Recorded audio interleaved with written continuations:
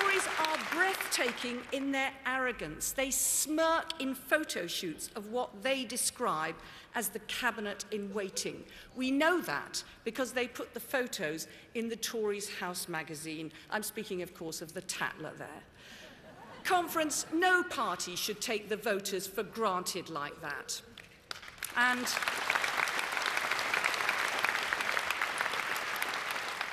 you know, their leader, David Cameron, he says one thing, but he means another.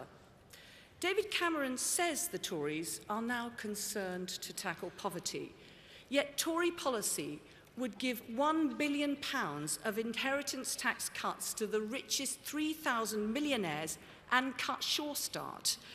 He says the Tories would back up families with young children, yet Tory tax policy on marriage would penalise children whose parents had split up.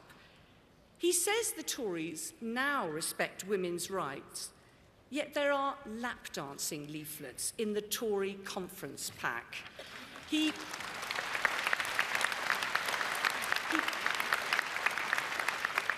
pledges to support lesbian and gay groups, but he voted to keep Section 28, and it was on a free vote. He posed for photos on a beach in Cornwall, but then we find out his real holiday was on a yacht which cost £21,000 a week. You know, there is something not quite right about him. Now, women here will know what I mean. Women here will know what I mean. He's the kind of man your mother used to warn you about.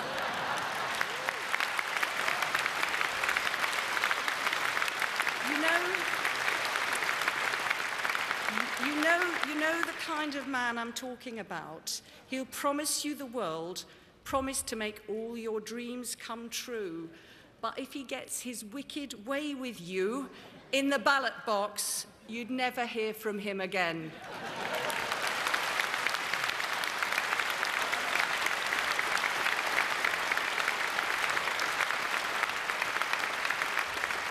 Conference, in every ward, in every constituency, in every part of this country, we're fighting the fight for Labour. Some of us are fighting the Lib Dems in our local area, and we know what the Lib Dems are like at local level. They're like Tories, where Tories are in control. They try and be like Labour, where we lead the council. And the Lib Dems, of course, have always had a problem with numbers. And Nick Clegg has a particular problem with numbers. But clearly, his lucky number is 30. And of course, you know I'm referring to his gaffe about the basic state pension. He didn't fool anyone when he pretended to speak without notes at his conference last week, when really he was reading off a kind of giant auto cue at the back of the conference hall. Clearly, that's his idea of political vision.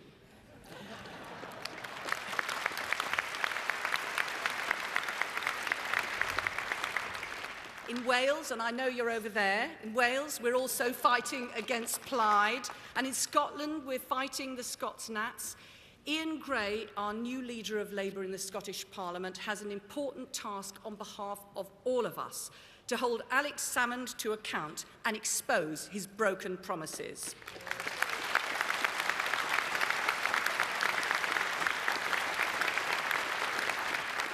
And in all areas, we have to fight against the menace of the BNP. We will never allow their poisonous racism to divide our communities.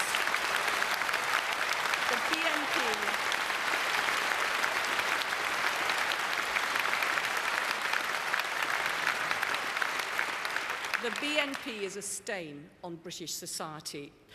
As a Labour Party that knows the worries of people who are feeling the pinch and that hears people's hopes and understands their fears, we will rise to the challenge, focused and single-minded.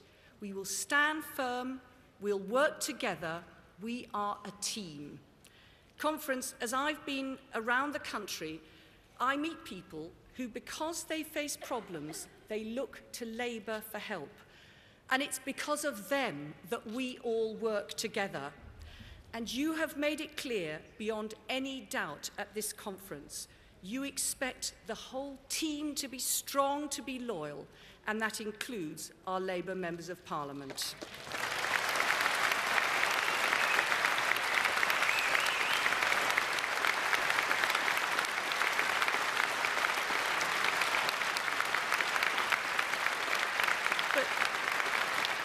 But Labour Conference is not just about what happens in this hall. It's the whole, what could be described as conference experience.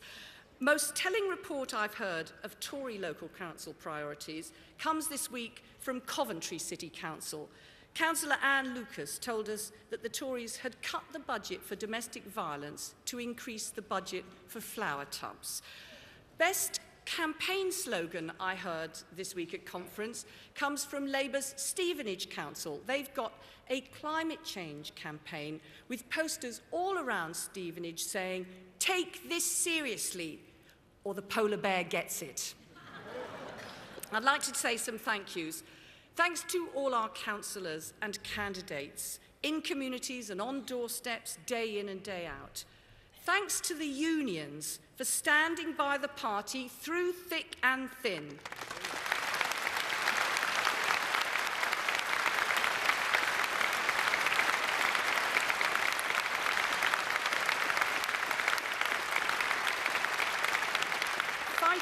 Fighting alongside us for fairness and equality at work, and also for giving us something you can't put a price on. Our new General Secretary, Ray Collins, who used to work for Unite. Welcome, Ray.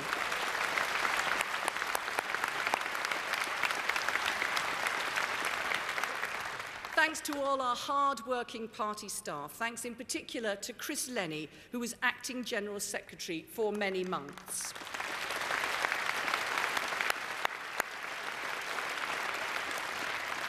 Thanks to our stewards, and thanks to you too, Ruth Kelly, for all you've done. I shall miss your voice in the Cabinet. You've been a breath of fresh air, and not just for your work on transport, for what you did in schools too. And our loss will be your family's gain, so best wishes to you. And I hope I'm not presuming. But if you think you don't need it anymore, can I have that jacket? As we finish this conference, let's finish by remembering what Philip Gould said right at the beginning of the conference. You never win if you don't fight. And that's why after this great conference, we will campaign even harder. Talking to people on the doorstep, delivering leaflets, phoning, the hard slog for our cause. There are elections ahead of us. Next year, the council elections and the European elections. We'll fight hard for all our candidates. And there'll be a further election in due course. That's the general election that will shape the future of this country. We're confident in our values. We're proud of our record, ambitious for the future. Labour's fight back has begun.